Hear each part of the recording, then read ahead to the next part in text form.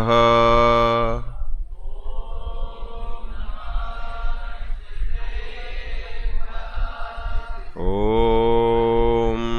नमः सिद्धेभ्यः।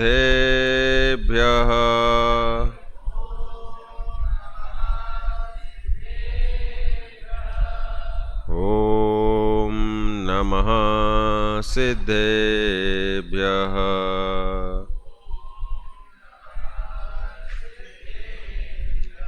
नमो अरिहन्ताणं नमो सिद्धाणं नमो आयर्याणं नमो वज्रायाणं नमो लोये सवसाहुणम्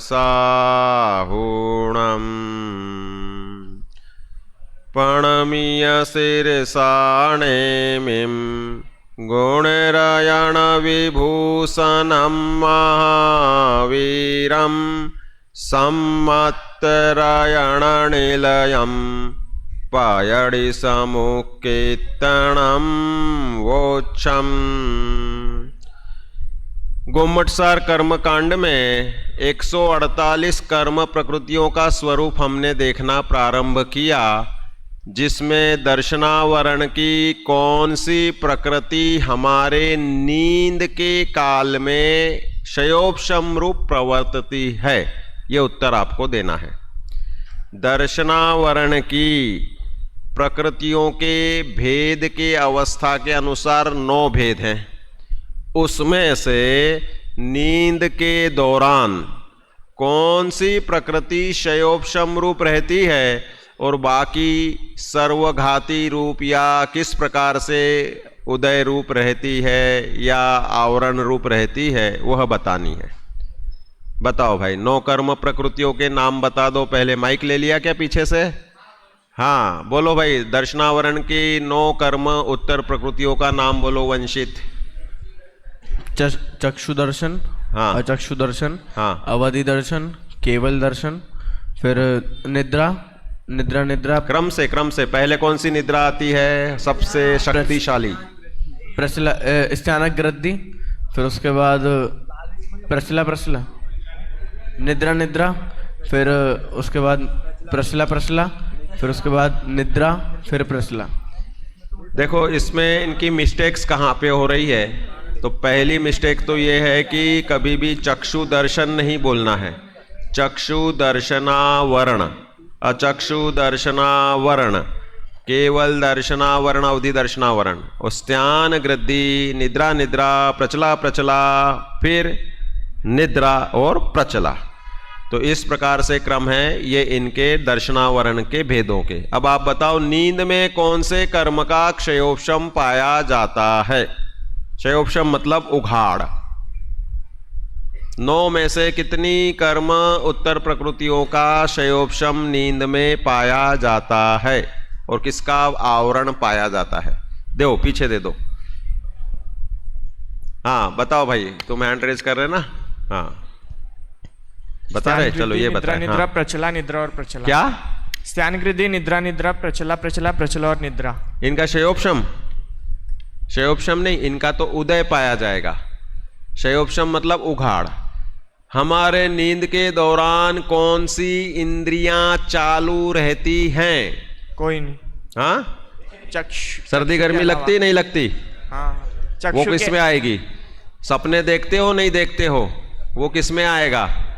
और इसके सिवाय बाकी आंखें तो बंद है आपकी, तो आंखों से तो कुछ नया नहीं देख रहे, आंखों के पहले देखे हुए सपने देख रहे। तो कौन से कर्म का क्षयोपशम मुख्यता से नींद में पाया जाता है? हाँ, अचक्षु दर्शन। अचक्षु दर्शनावरण का क्षयोपशम होने के कारण हम स्पर्शनेन्द्रिय के सर्दी गर्मी को जानते हैं। दूसरा, मन के द्वारा जो हम कुछ जान रहे उसके पहले जो कुछ भी सामान्य प्रतिभास है, तो उस दृष्टि से वो भी अचक्षु दर्शनावरण के क्षयोपशम में चला गया।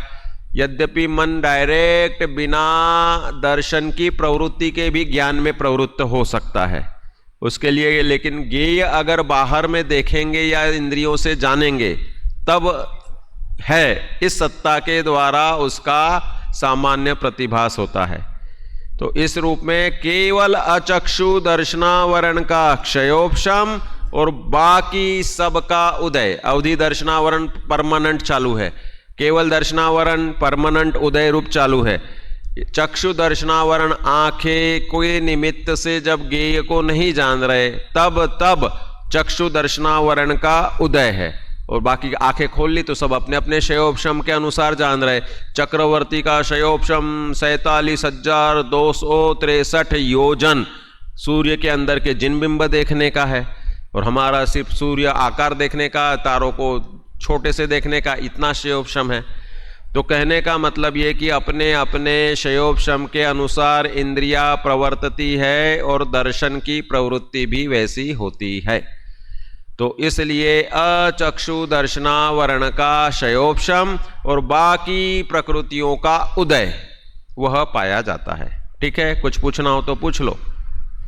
ये अभी मन संबंधी आपने क्या बताया था कि मन जो है बिना दर्शन के भी डायरेक्ट ज्ञान में प्रवृत्त है। क्या क्या फिर से क्लियर करो। मन जो आपने बोला अभी, मन, हाँ, मन के द्वारा साक्षात ज्ञेय में प्रवृत्ति की जाती है ऐसा दर्शन मात्र का प्रयोजन वहां पर स्पष्ट नहीं होता, लेकिन यह नियम है कि जो है उसी के संबंध में जाना जाता है।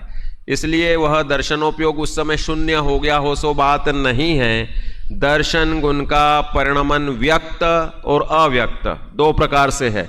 व्यक्त कि हम चक्षु दर्शनावरण से शयोपशम से जब देख रहे हैं कि ये बैठे हैं चेयर पर्सन, तो उनकी तरफ जो हुए तो कोई बैठा है, फिर कौन कौन बैठे हैं ये अब ज्ञानोपयोग चालू कर देगा। तो दर्शनोपयोग पूर्वक ही हमारा ज्ञानोपयोग चलता है।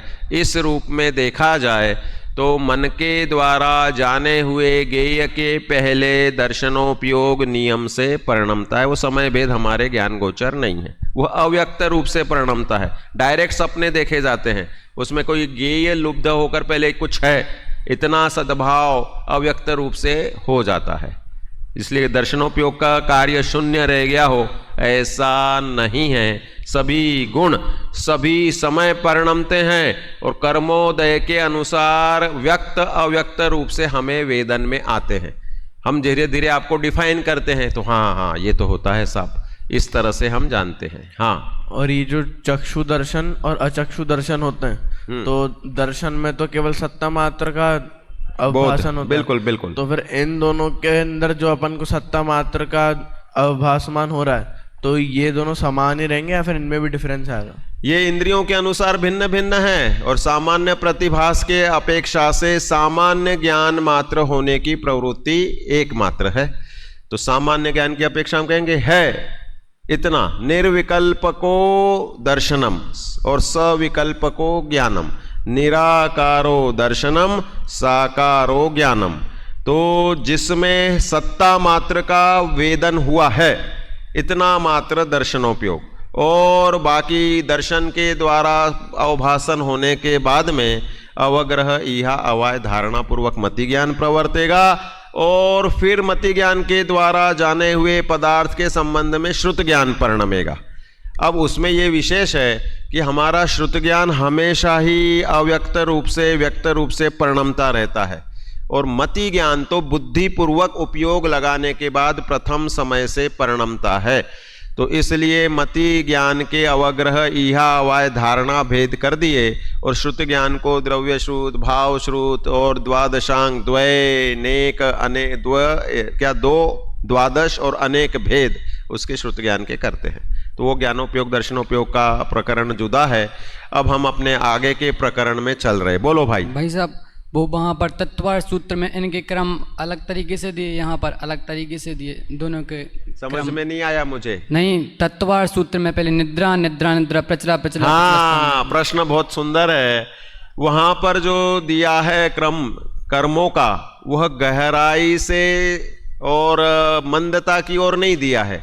वहां सूत्र की सुलभता से उन्होंने शब्द प्रयोग किया है, और बाकी जो इसमें क्रम दिया है वह तीव्रता से मंदता की ओर ऐसा क्रम दिया है। इसलिए स्त्यानगृद्धि सबसे तीव्र निद्रा की प्रवृत्ति है, फिर उसके बाद में निद्रा निद्रा प्रचला प्रचला निद्रा और प्रचला, ये क्रम तेज से मंदी की ओर, और उसमें जो दिया है वो व्याकरण की सुलभता से क्रम दिया है। ठीक है, इस रूप से समझना है। आज हम अब ये दर्शनावरण कर्म का स्वरूप समझने के बाद में मोहनीय के कर्म के स्वरूप की ओर बढ़ रहे हैं, जिसमें सभी 8 कर्मों का राजा दर्शन मोहनीय की प्रवृत्ति की बात आपके सामने आ रही है। तो ये 26 नंबर की गाथा है। इसके बारे में यह उदाहरण से सिद्धांत समझाएंगे। पहले जंतेन शब्द से जंत मतलब यंत्र के द्वारा किस प्रकार से कैसा होता है वह बताएंगे। जंतेन कोद्दवं वा, बोलो, पड़मुसवं समभाव जंतेन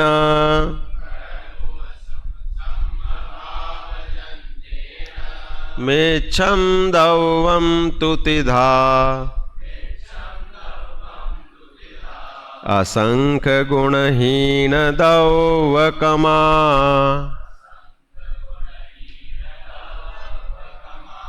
पढ़ो एक साथ। तेण कोद्दवं वा पडमुवसम समभावजन्तेण मेच्छं दवं तुतिधा असंख्य गुणहीन दवकमा। जंत शब्द से जाता मतलब किसी प्रकार की चक्की जिसके द्वारा अनाज को दला जाता है, अनाज के टुकड़े टुकड़े कर दिए जाते हैं। तो अब तो मशीनें आ गई, इसलिए जंतेन शब्द से हम वह चक्की जो आटा मतलब दानों को दल करके आटा रूप कर रही है। तो जंतेन कोद्दवं वा, यहाँ पर कोदो नाम के धान्य का उदाहरण लिया है।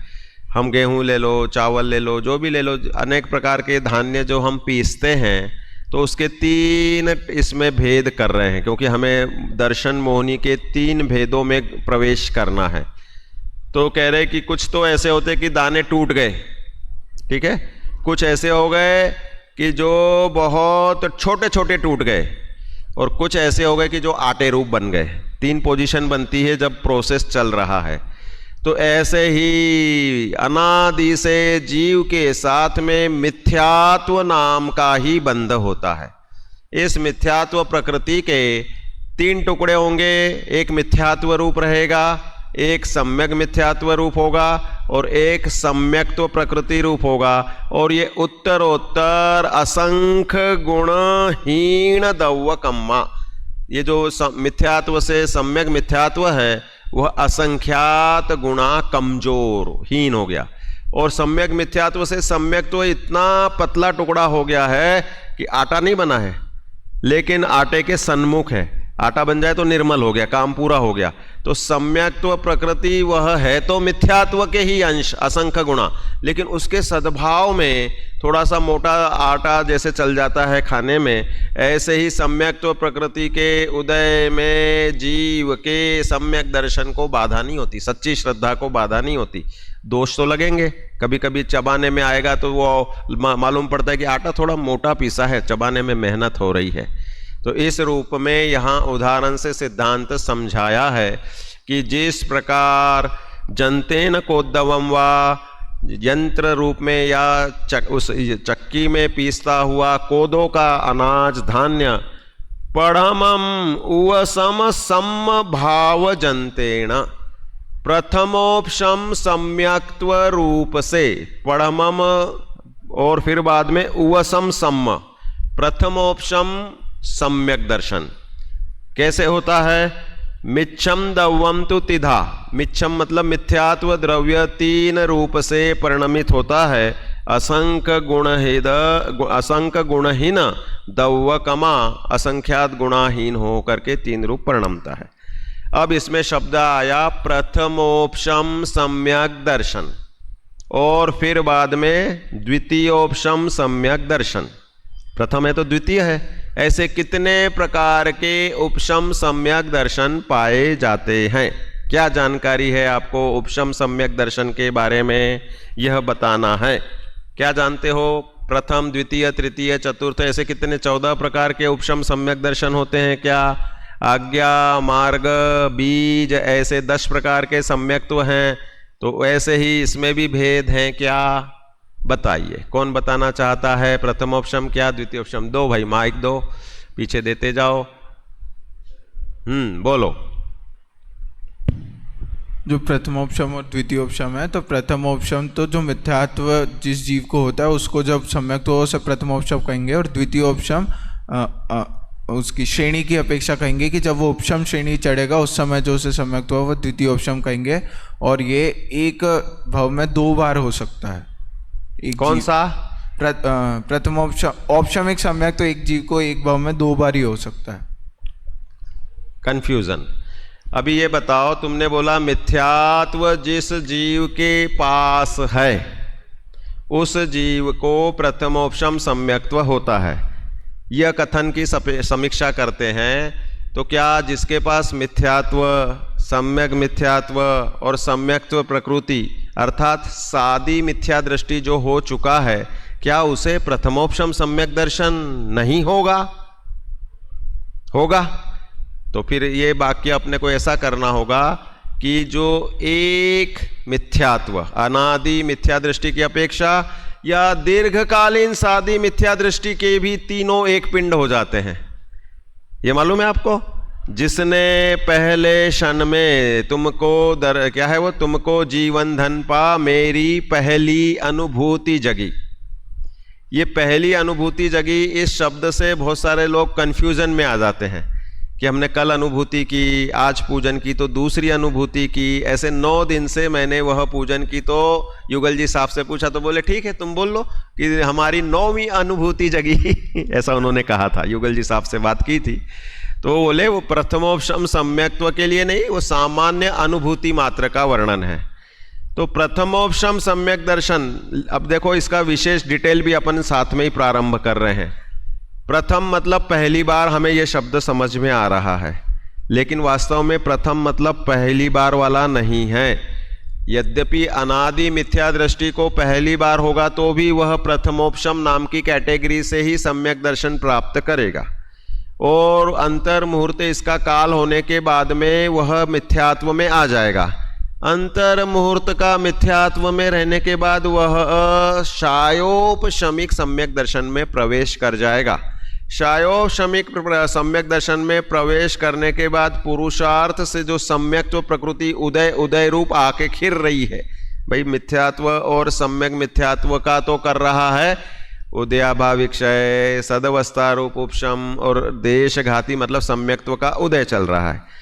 तो ऐसी 3 रूप अवस्था जिसकी हो रही है, उसकी सम्यक्त्व प्रकृति उदय आकर झट से खिर जाए तो वह शायिक सम्यक दृष्टि कर लेगा, परमानेंट सम्यक दर्शन हो गया। अब इसमें प्रथमोपशम सम्यक्त्व के बाद जो मिथ्यात्व में आया, तो हम कहें अंतर मुहूर्त बाद ही फिर से प्रथमोपशम कर ले, ऐसा हो जाए तो कह रहे नहीं। सम्यक्त्व ज्ञानस्य अनभिज्ञोसी, सम्यक दर्शन के ज्ञान के बारे में आप अनभिज्ञ हैं। आप अंतर मुहूर्त बाद जो करोगे वह शायोपशमिक सम्यक दर्शन करोगे, और वैसी निर्मलता जैसी प्रथमोपशम के समय में थी वैसी निर्मलता शायोपशमिक में नहीं रहती। उसमें चल मल अगाढ़ दोष जो सूक्ष्म दोष है, स्थूल नहीं है, पकड़ में नहीं आएंगे, केवली गम्य सूक्ष्म दोषों को वह पालता हुआ सम्यक्त्व प्रकृति के साथ चलता रहेगा, और वह उदीरित होकर उदय रूप होकर धीरे धीरे खिरती रहेगी। सम्यक्त्व प्रकृति खत्म तो वहां पर हो जाए उसको शायिक सम्यक दर्शन की भूमिका। तो इसमें समझने की बात यह है कि एक प्रथमोपशम के बाद में दूसरा प्रथमोपशम कोई करना चाहे तो पल्य के असंख्यात्वे भाग प्रमाण वर्षों का गैप नियम से होता है। मनुष्य गति में मैक्सिमम आयु कितनी मिलती है बताओ भाई? 3 पल्य तो मिलती भोग भूमि की अपेक्षा। कर्म भूमि में कितनी मिलती मैक्सिमम पॉसिबल? 1 कोटि पूर्व। 1 कोटि पूर्व असंख्यात वर्ष नहीं है, संख्यात वर्ष है। इसलिए मनुष्य भाव में एक ही बार हो पाएगा कर्म भूमि की अपेक्षा प्रथमोपशम सम्यक दर्शन, और दूसरी बार करना है तो असंख्यात वर्षों का गैप चाहिए। पल्य के असंख्यातवे भाग प्रमाण। तो पल्य का असंख्यातवा भाग करेंगे, इतने असंख्यात वर्षों के बाद दूसरी बार प्रथमोपशम होगा। अंतर मुहूर्त में या आप शयोपशम कर लो। शयोपशम को तो आप बार बार छोड़ लो, बार बार ले लो। जेते पंडित खयोपशमी उपशमी तिन की अवस्था जो लुहार की संडासी है। खिन आग माही खिन पानी माही तैसे यऊ, खिन में मिथ्यात खिन में ज्ञान कला जागी है। ये सब शयोपशम सम्यक दृष्टि में चमत्कार होते रहेंगे, लेकिन उसमें भी द्विकरण। देखो, प्रथमोपशम सम्यक्त्व करने में त्रिकरण परिणाम चाहिए, शायिक सम्यक्त्व करने में त्रिकरण, जो अपने करण लब्धि के 3 भेद है ना, अधकरण, अपूर्वकरण, अनिवृत्तिकरण, ये 3 करण परिणाम है।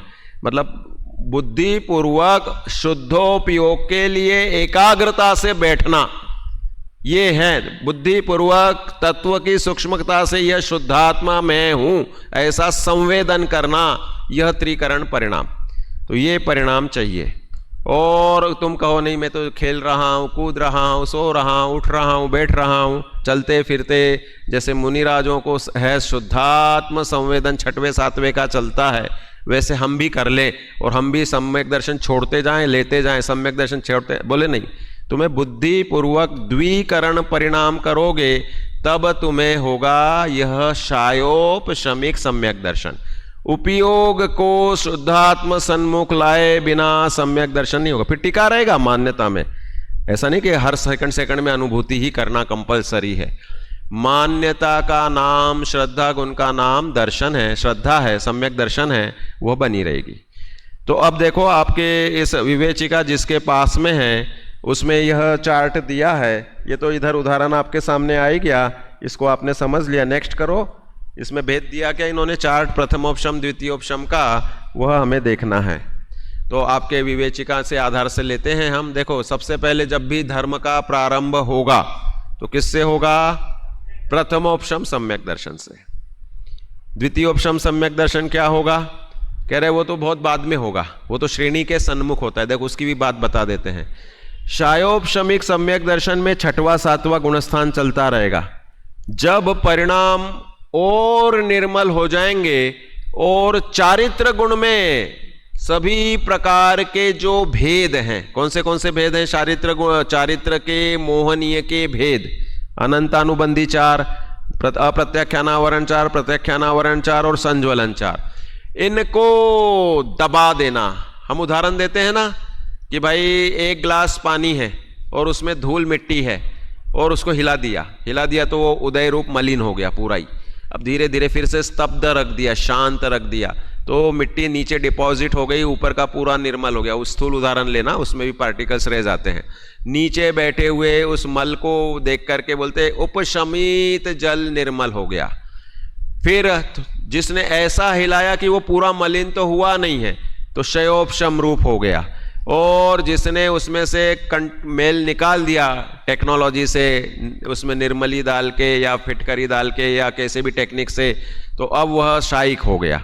तो इसी तरह से प्रथमोपशम तो धर्म के प्रारंभ में हो गया। द्वितीयोपशम में जो करना है तो श्रेणी सन्मुख परिणाम जिसके हुए, कौन सी श्रेणी चढ़ेगा? औपशमिक सम्यक दृष्टि वाला। शायोपशमिक वाला 2 श्रेणी चढ़ने की सामर्थ्य रखता है। या तो शायोपशम सम्यक दर्शन से पहले शायिक कर ले तो फिर शपक भी चढ़ जाएगा, और शायिक सम्यक दृष्टि भी उपशम श्रेणी चढ़ सकता है। द्वितीयोपशम सम्यक दर्शन चारित्र मोह के साथ होने वाली परिणति है। इसके पास शायिक सम्यक दर्शन तो पहले से ही है, तो निर्मल सम्यक दर्शन इसके पास है, और यह चारित्र मोहनी का उपशम करता है और ऊपर चढ़ता है, उसे उपशम श्रेणी कहते हैं। और जो शायोपशमिक सम्यक दृष्टि उपशम श्रेणी चढ़ने के सन्मुख हुआ, उसे शयोपशम सम्यक दर्शन से पुनः श्रद्धा गुण को निर्मल करना पड़ेगा, उसे द्वितीयोपशम सम्यक्त्व कहेंगे, और वह फिर उपशम श्रेणी चढ़ेगा। इसलिए यहां पर गुणस्थान के लिए दिया है कि भाई प्रथमोपशम तो मिथ्यात्वी को, मतलब संगी पंचेंद्रिय को ही होता है, और संगी पंचेंद्रिय जो 4 से 7वें गुणस्थान में रहेगा, उसे वह साधु को द्वितीयोपशम सम्यक्त्व होता है। तो क्या 4 में द्वितीयोपशम सम्यक्त्व होता है?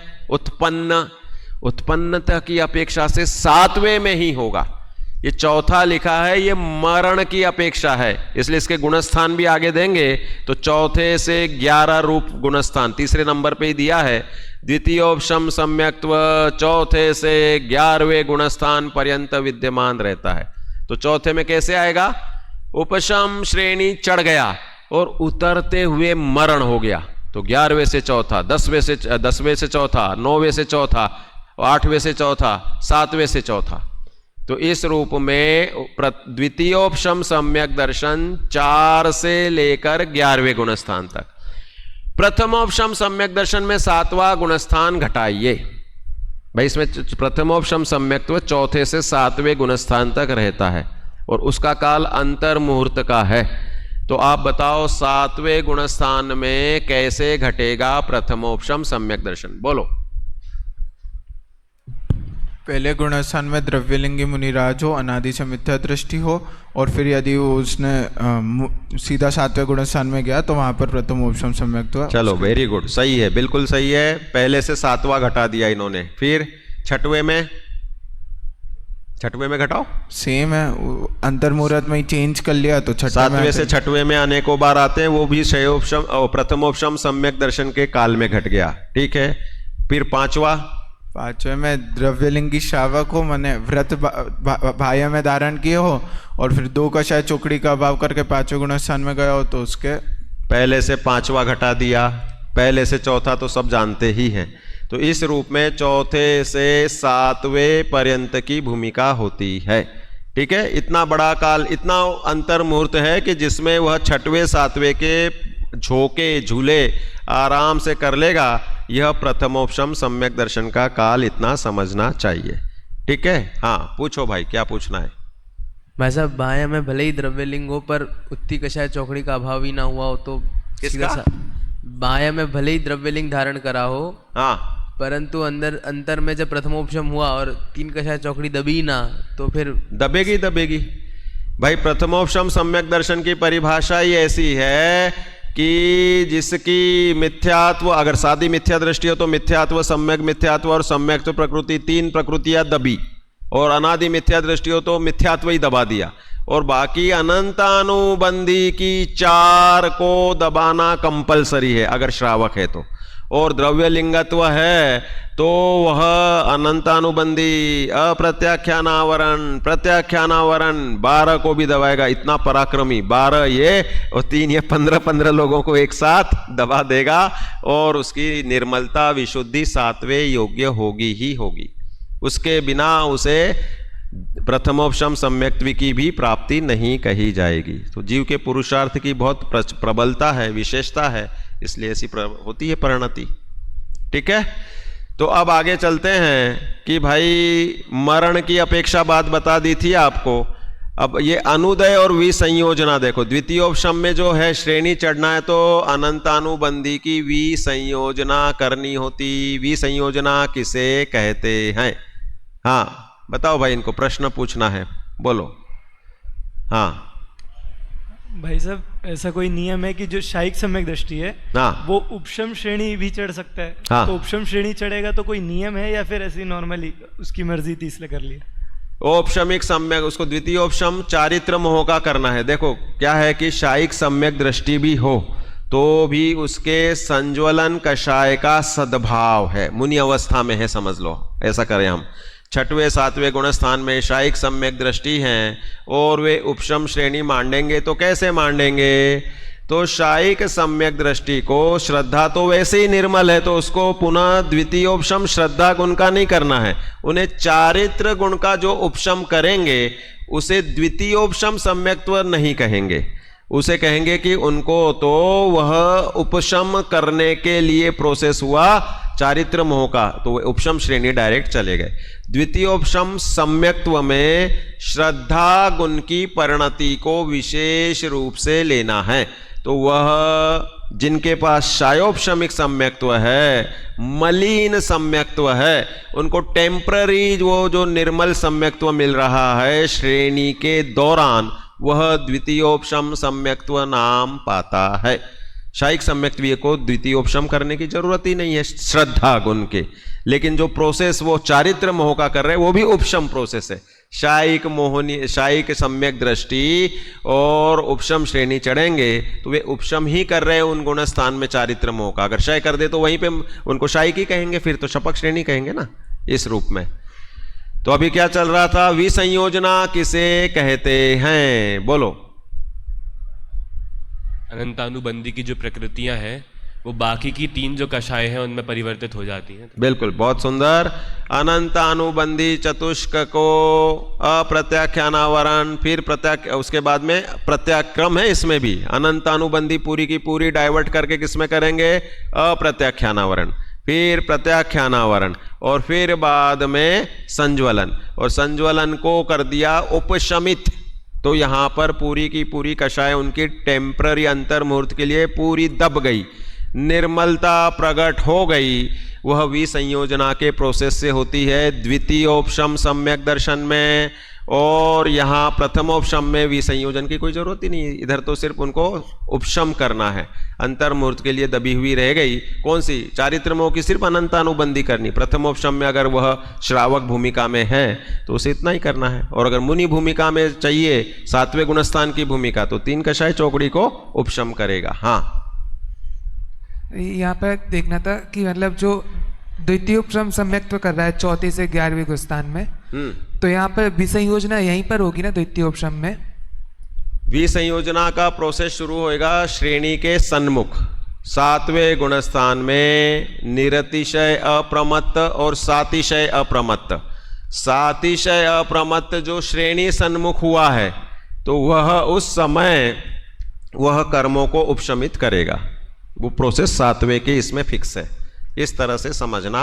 चौथे में तो हमने गिरने की अपेक्षा बताया ना कि भाई उपशम श्रेणी चढ़ गया, 11वें को टच किया, टच करने के बाद वो 11वें में भी आयु पूर्ण हो जाए, 12वें 10वें में हो जाए, 9वें में हो जाए, 8वें में 7वें में, इस तरह से वहाँ पर वह प्रोसेस होता है।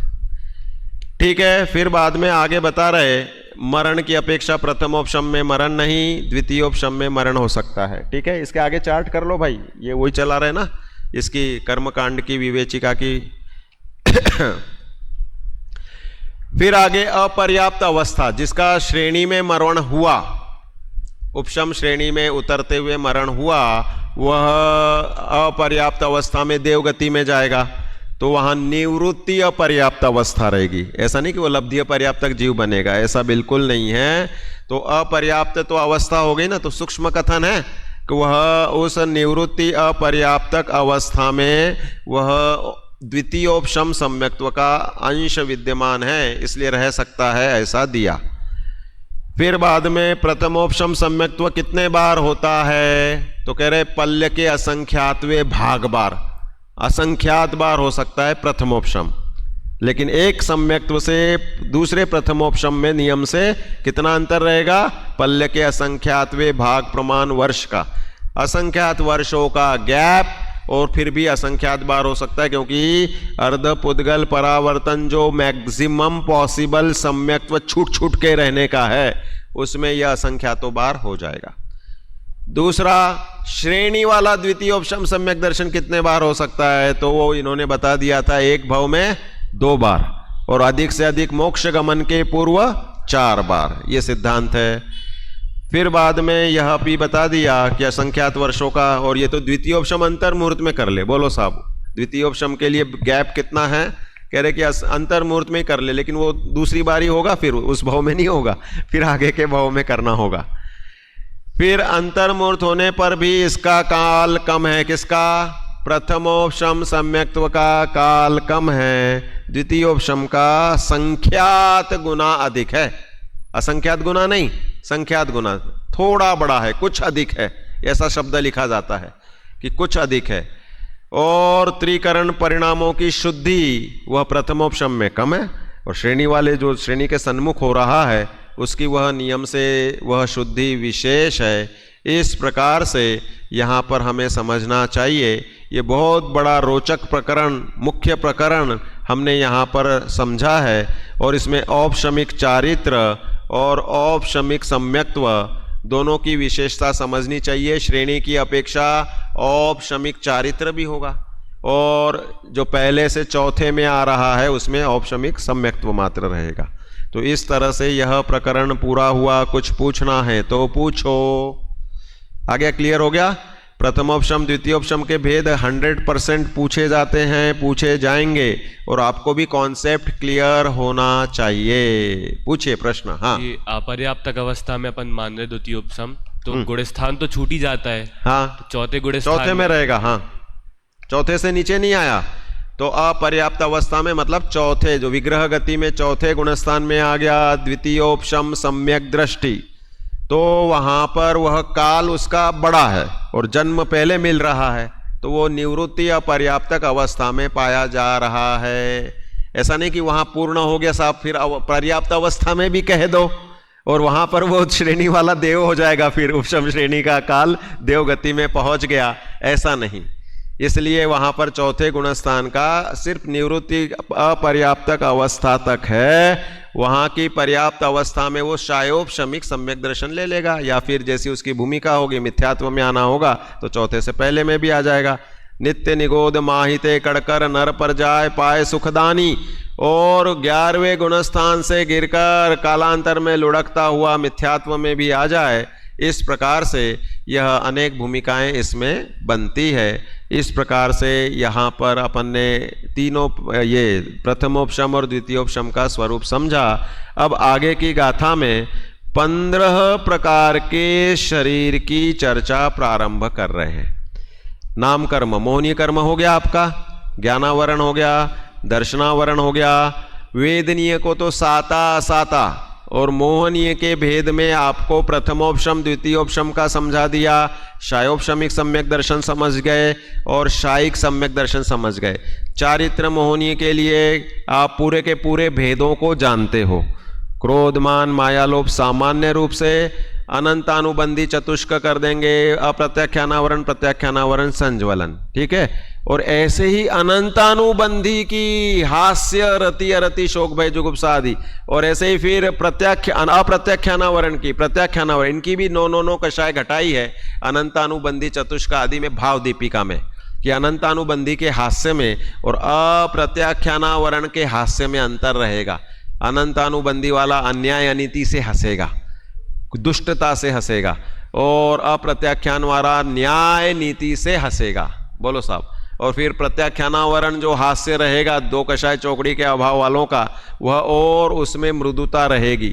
और मुनिराज का स्मित हास्य मतलब मंद हास्य मात्र, वो भी संज्वलन का उदय वाला, प्रसन्नता सूचक या जैसी भी भूमिका बनती होगी, इस रूप से वह कषाय का सद्भाव भेद रूप से होता है। तो ये चारित्र मोह के भेद होने के बाद में फिर नाम कर्म के भेदों में देहोदयेन सयो जीवो आहरदि कम्मणो कम्मम, तो वह नाम कर्म के मुख्य भेद उसके यहाँ पर प्रारंभ किए और उसमें शरीर के लिए गाथा दी है, उसे हम पढ़ते हैं।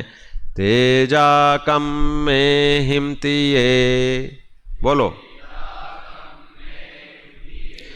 तेजा कम्मेण कम्मणा कम्मम,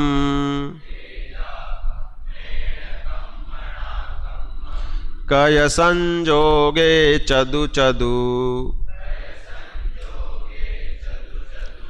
चदु दुगमेकं च पयडियो,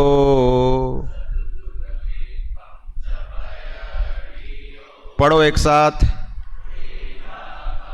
एहतिये तेजा कम्मेण कम्मणा कम्मम, कय संजोगे चदु चदु, चदु दुग एकम च पयडियो। देखो हम तो 5 शरीर तो सब जानते हैं है ना। 5 शरीरों के नाम कौन से जानते हो? बताओ भाई, माइक किसके पास है? 5 शरीरों के नाम जो आप जानते हैं, हाँ बताओ, माइक किसके पास है? हाँ, बोलो। औदारिक, वैक्रियक, आहारक, तेजस और कारमान। हाँ, अब इसमें ये बताओ हमारा तुम्हारा शरीर कौन सा है? औदारिक, कारमान और तेजस। औदारिक है।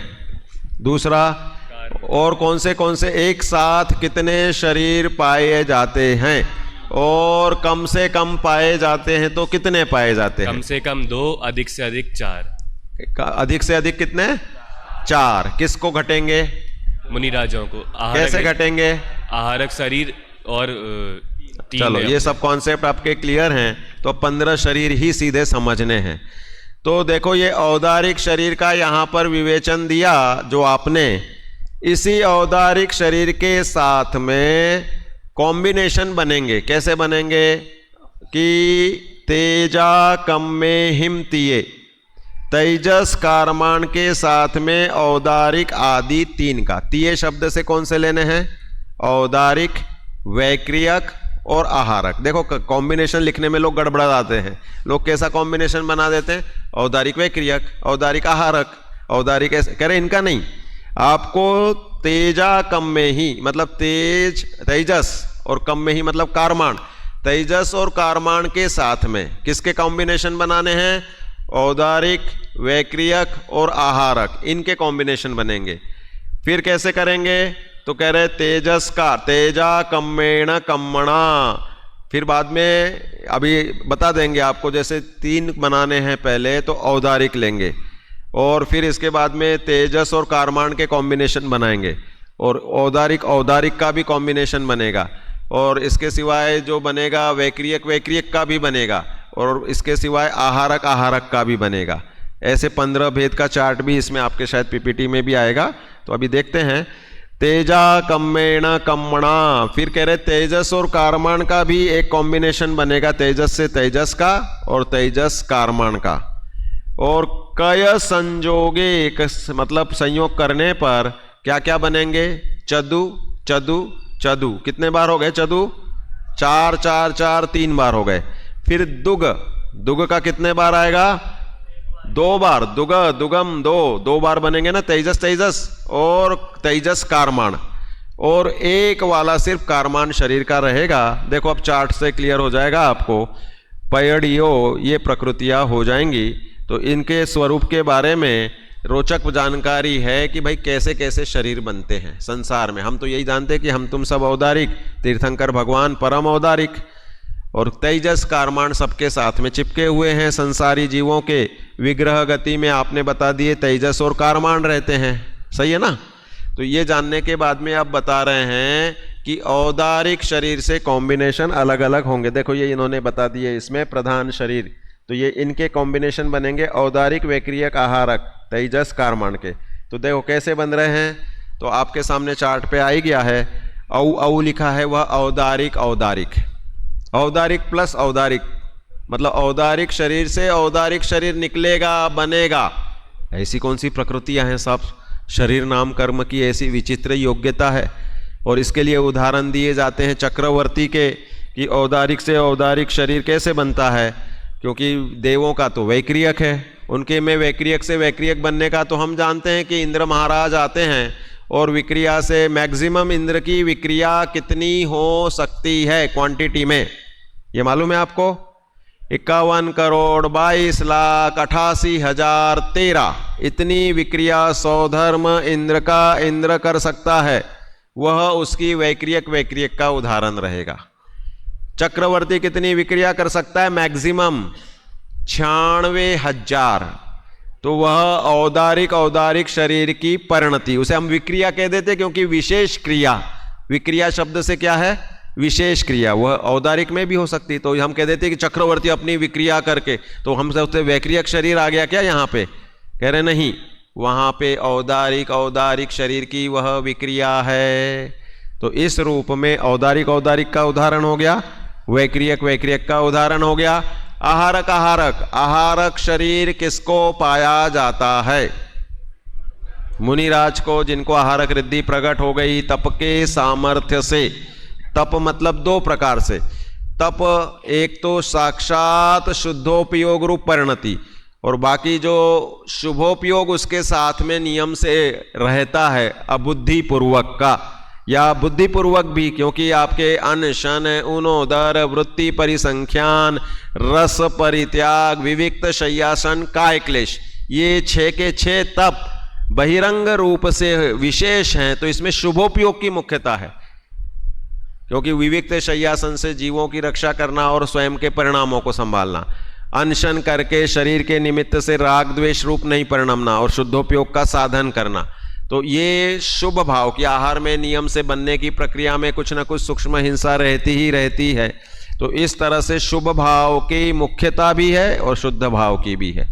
और बाकी अंतरंग तपों में परिणाम की प्रायश्चित, विनय, वैयावृत, फिर स्वाध्याय, विसर्ग और ध्यान, तो ये परिणामों की मुख्यता से विशेष है। इनमें भी शुद्धोपयोग और शुभोपयोग के पुट आते हैं। तो इस रूप में वह आहारक रिद्धि जिनको बन गई, उनके आहारक शरीर से पुनः उत्तर आहार शरीर निकले, उसमें से आहारक शरीर। देखो, आहार वर्गणाओं से जो हमारा बन रहा है वो औदारिक शरीर बन रहा है। आहार वर्गणा मतलब जो खाते पीते ग्रहण करते हैं। आहारणम करोति इति आहारक, तो आहार कर रहे मतलब ग्रहण कर रहे हम, तो वह आहारक शब्द नहीं है, वो आहार है। और आहारक शरीर जो है उनके लिए भी यथा योग्य आहारक वर्गणाएं उनके पुद्गल की परिणति रूप परिणमने वाली रहेगी, लेकिन उसे खाने पीने वाली आहार वर्गणा वाली नहीं है, कौलाहार वाली नहीं है, नो कर्माहार वाली नहीं है। कर्माहार वाली भी कहना हो तो कह सकते हैं। तो इस तरह से यथा योग्य नो कर्माहार और कर्माहार दो चीजें लगेंगी हर प्रकार के शरीर के लिए। कर्म भी चाहिए और उचित रूप शरीर के परमाणु योग्य नो कर्म भी चाहिए।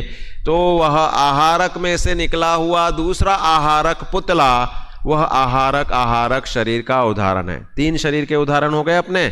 तेजस, वह जो आभा देने वाले पुद्गल वर्गणाओं का समूह, वह तेजस शरीर है। और इसमें अब तेजस को शुभ तेजस और अशुभ तेजस रूप से भी घटाएंगे। आहारक तो नियम से शुभमय ही होता है, आहारक में कोई अशुभमय नहीं होता। और इसके सिवाय जो है वर्गणाओं में अंतर है। जो काम शुभ तेजस शरीर करेगा वही वह काम आहारक शरीर भी कर रहा है, लेकिन वर्गणाओं में अंतर है। आप कहोगे डिफरेंस क्या है? आहारक वर्गणा और तेजस वर्गणा डिफरेंट हैं। पुद्गल में ऐसी क्वालिटी, डिफरेंट क्वालिटियां हैं। और फिर बाद में अंतिम रहेगा कार्मान शरीर, वह कर्म रूपी द्रव्य, कर्म रूपी धूलि कणों का समूह है, वह कार्मान वर्गणाओं का समूह है। तो वर्गणाओं के भेद से 5 प्रकार के शरीर उत्तर भेद करेंगे तो 15 प्रकार के होते हैं। अब माइक जिसके पास है वह इस विवेचिका से 15 शरीर का वर्णन पढ़ के उनके उदाहरणों की चर्चा छोटी सी अपन कर लेंगे। पढ़ो, प्रखर पढ़ो। प्रखर नहीं, कुशाग्र ना। हाँ, स्पष्टीकरण। शरीर के 5 भेद हैं, औदारिक, वैक्रियक, आहारक, तेजस। नहीं, ये नहीं। अपने को प्रश्न नंबर 51 विवेचिका में से, उसमें 15 शरीर के स्वरूप, प्रयोजन, कार्य लिखिए, ये वाला जो है ये पढ़ना है।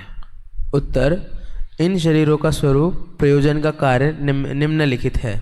औदारिक, ये तो हो गया। दूसरा पढ़ो, औदारिक तेजस। औदारिक तेजस।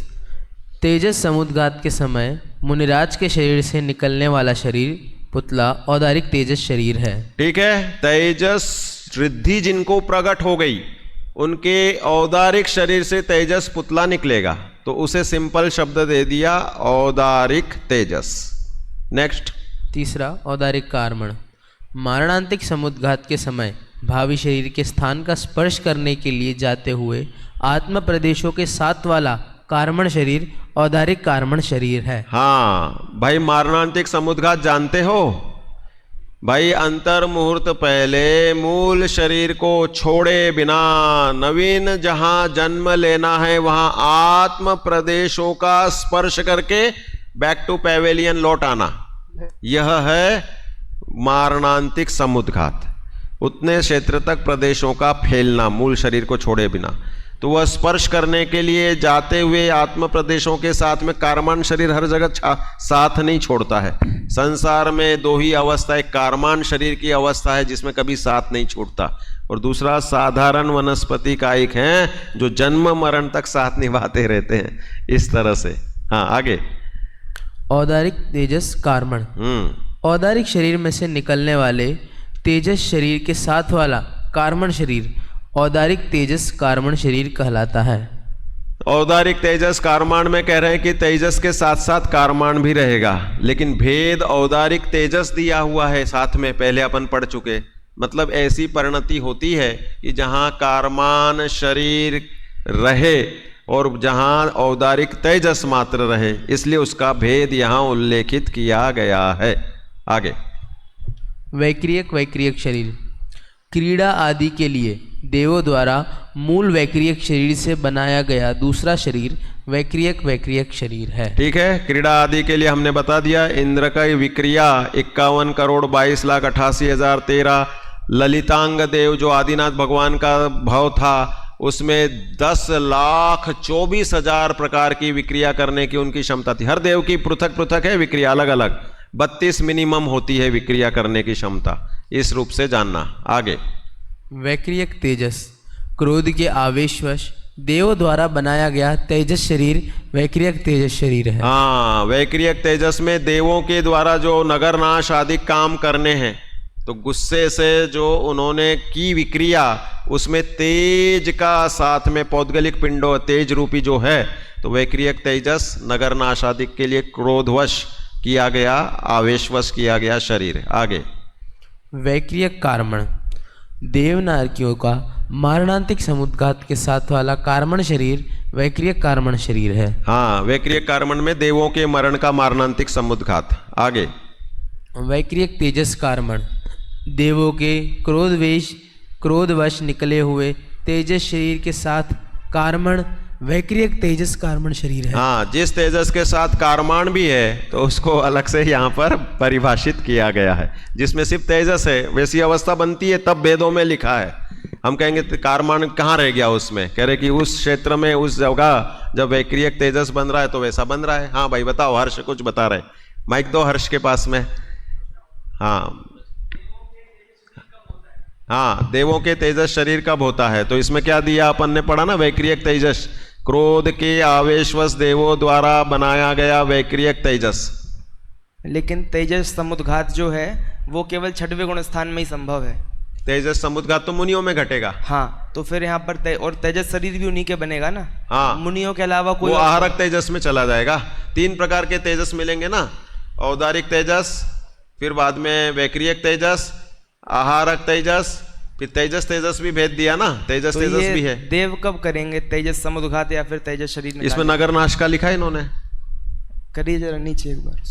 उसमें ऊपर लिखा तो है, लेकिन उसके जो आधार हैं वो क्या हैं वो जानने जरूरी है। मतलब ये बताओ कोई जानकारी हो तो बताओ भाई। नहीं है इसके, मेरे ख्याल से जो गाइड है इसके सबसे लास्ट में जहाँ क्वेश्चन एंड होगा, वहां पर किसी पंडित जी का नाम लिखा है, वो इनका लास्ट में। हाँ, पांडे हेमराज जी की कर्मकांड टीका से यहाँ पर दिया है। आधार ये है, औदारिक आदि 15 शरीरों का स्वरूप, प्रयोजन या कार्य अति संक्षेप में आगरा निवासी पांडे हेमराज जी की कर्मकांड टीका में से यहाँ दिया है। विस्तार से जानने के इच्छुक धवल आदि ग्रंथों का स्वाध्याय करें, इस प्रकार बताया है। लेकिन ये विस्तार से जो इन्होंने लिखा है किसी भी मूल ग्रंथ में ऐसा प्राप्त नहीं होता है। नहीं हुआ, धवल आदि में भी प्राप्त नहीं हुआ। गोमटसार की टीका में ही नहीं दिया, वरना केशव जी वर्णी लिख देते। धवला में भी ये तो ये पांडे हेमराज जी ने दिया होगा ना, तभी तो लिखा ना यहाँ पे। उनने दिया है, लेकिन